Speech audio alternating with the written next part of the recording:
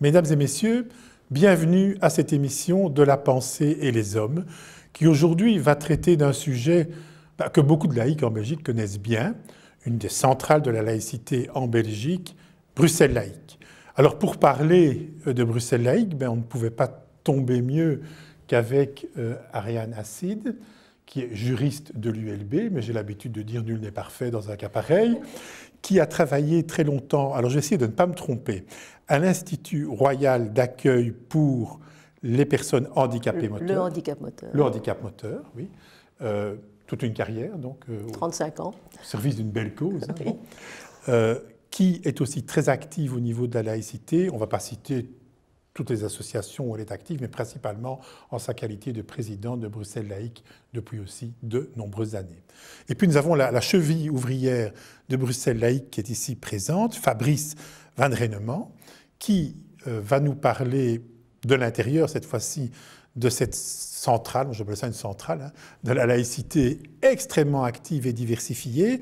Alors Fabrice est psychologue de l'ULB. Ça me convient déjà mieux, moi, que je suis dans les lettres par rapport aux juristes. Je suis donc toujours heureux d'accueillir les psychologues à la pensée et les hommes. Alors, j'aimerais quand même vous poser directement une question, donc une question assez générale, mais comment définissez-vous votre laïcité ?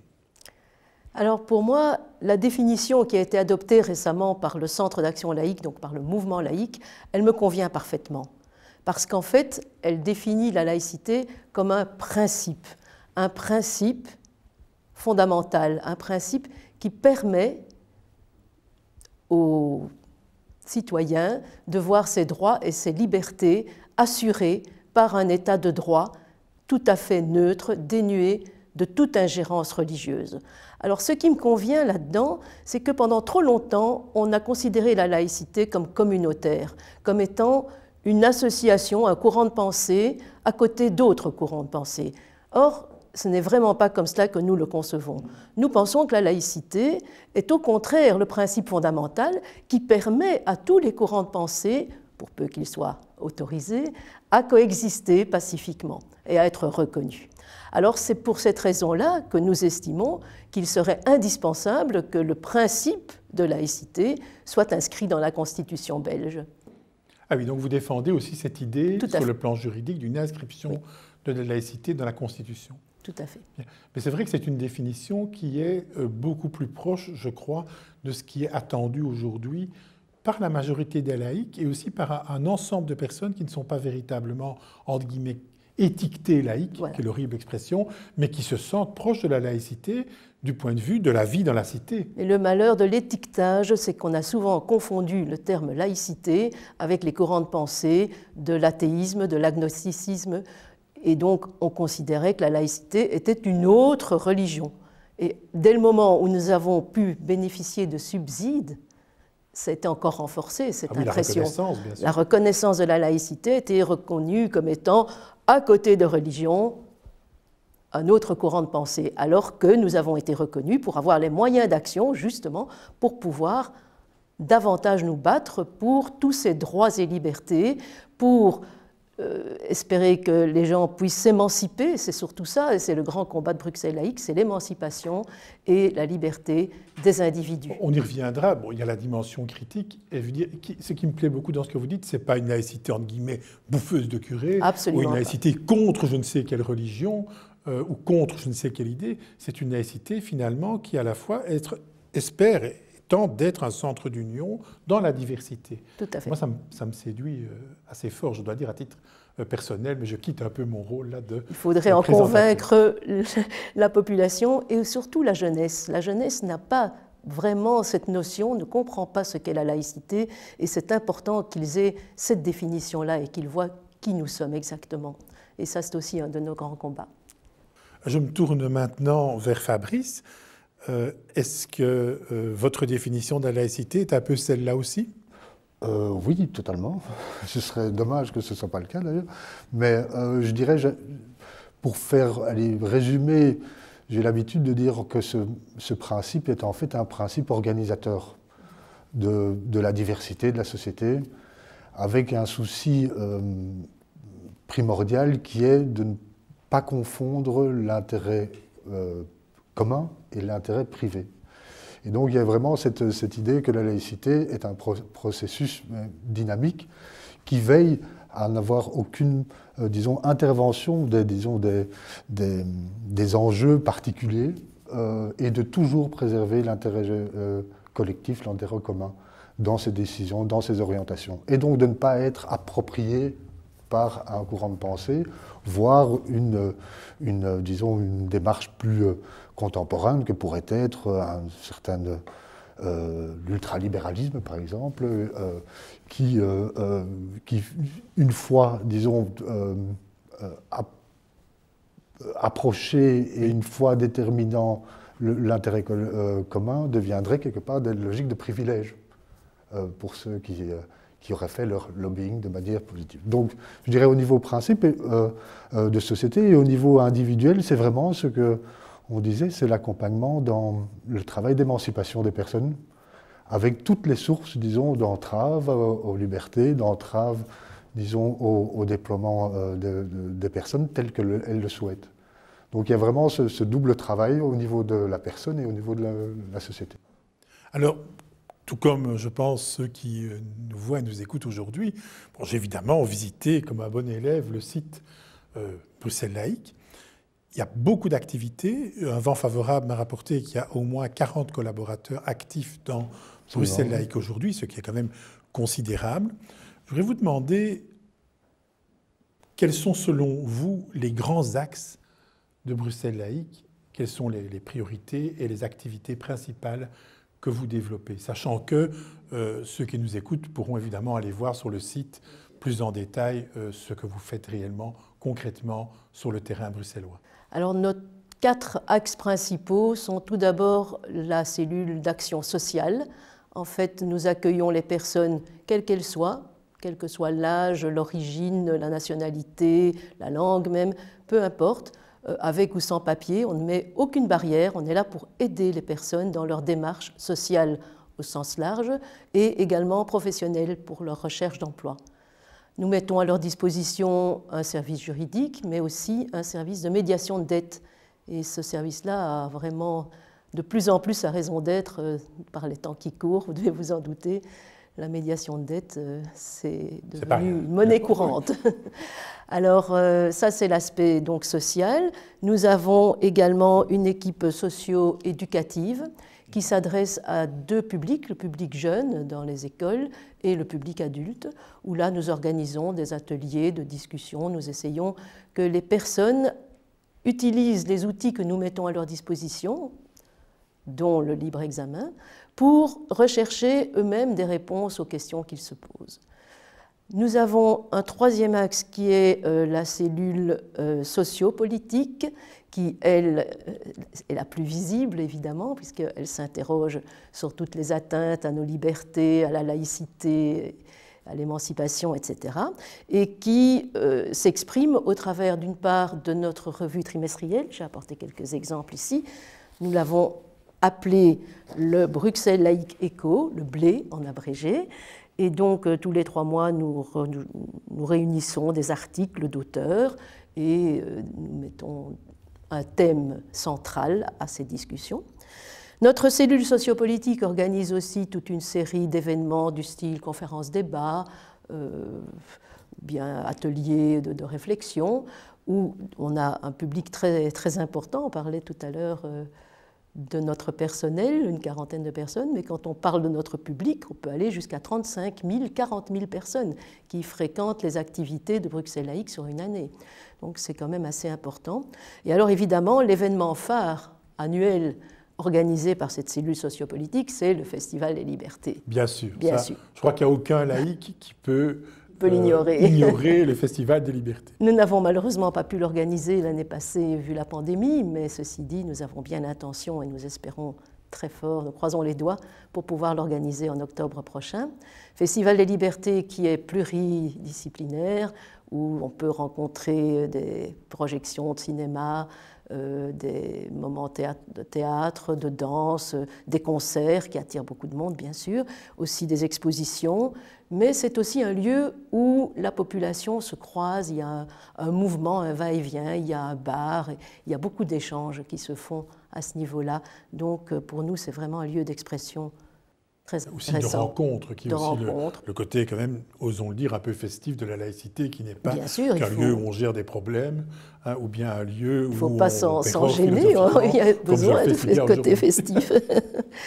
Et alors, nous avons une quatrième cellule, qui est la cellule éducative, qui, elle, s'adresse soit au public scolaire par des ateliers d'aide à la réussite, soit au public adulte, mais bien souvent des primo-arrivants, par des ateliers d'alphabétisation, donc pour leur apprendre le français.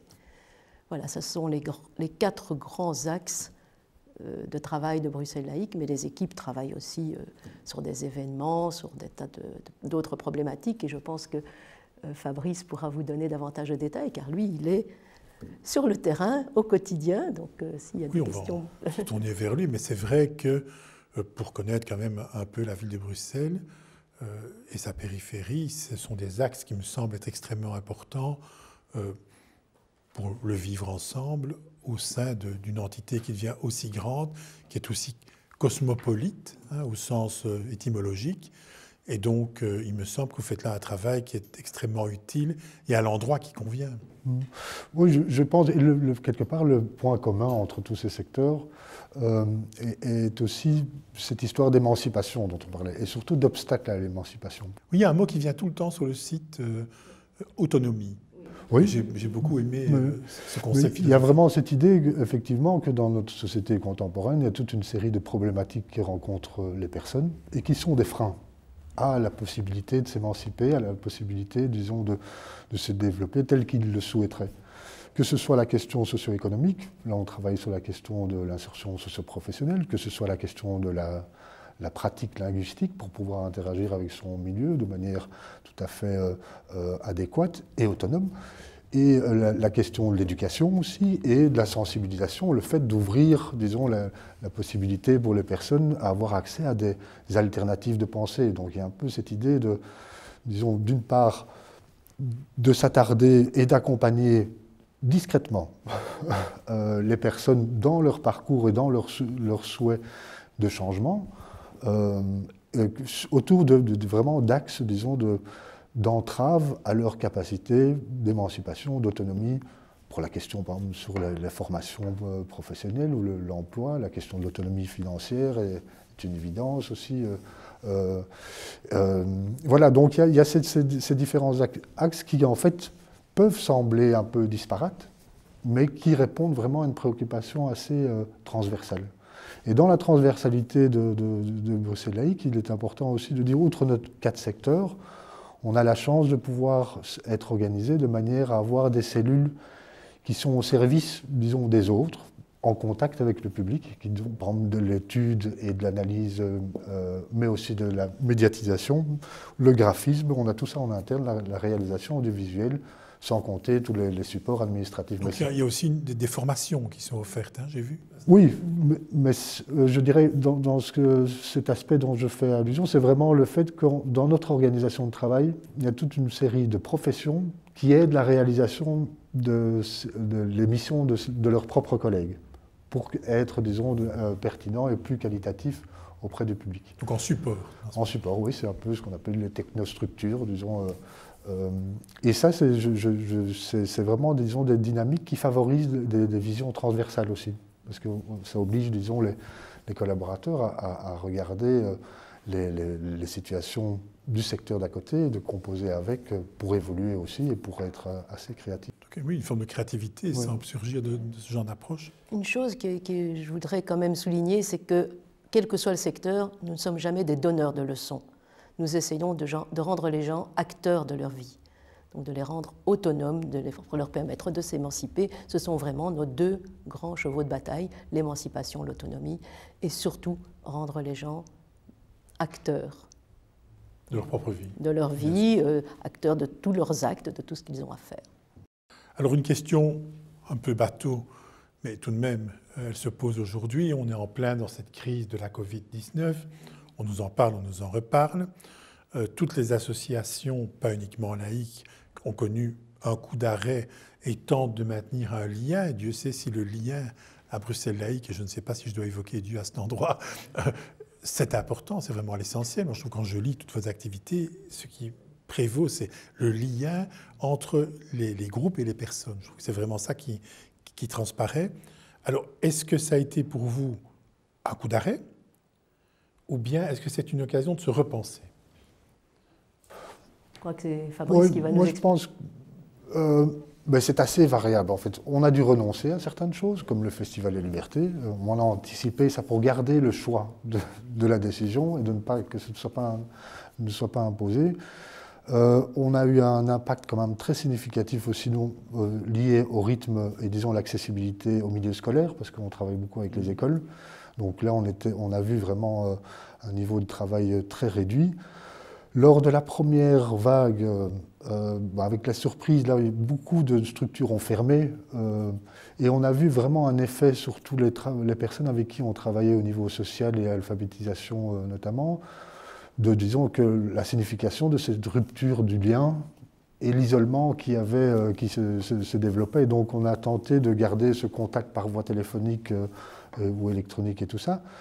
Mais on s'est bien rendu compte, à l'occasion en tout cas de la seconde vague, qu'on devait s'adapter autrement et pas simplement modifier le lien de communication, mais préserver, disons, cette possibilité de travailler ensemble avec les personnes. Pérenniser donc après.